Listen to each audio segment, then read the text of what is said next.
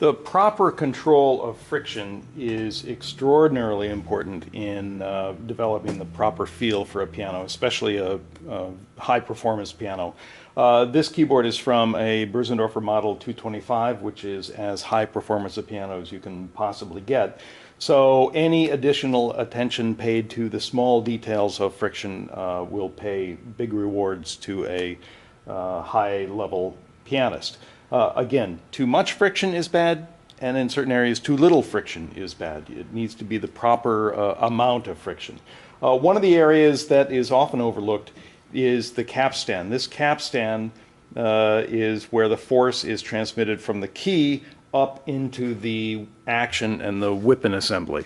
And the friction here can cause problems. So what I'm doing, I'm generally conditioning this action, and I'm just taking a couple minutes to polish the capstans. You see there doesn't appear to be corrosion, but if you feel them, they feel just a little, not even rough, but just sluggish.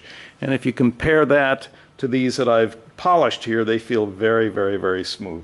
So there's a great material called Flitz. It's a polishing compound called Flitz, and it works very well. It's very, very fine, so you don't scratch things, and it can be used very quickly, burnish that little bit of oxidation off the top of those brass capstans. So I just put a little bit on my rag, and I wipe it down a section, always a section at a time.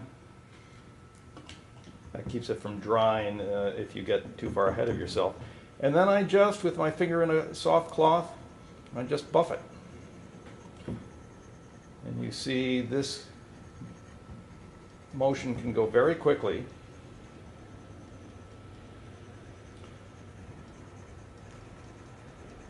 And then now it's a little cloudy because of the material has dried a little bit. So then I just take another part of the cloth and wipe it off. And you can see that shine really comes back quickly. And again, you can feel the difference.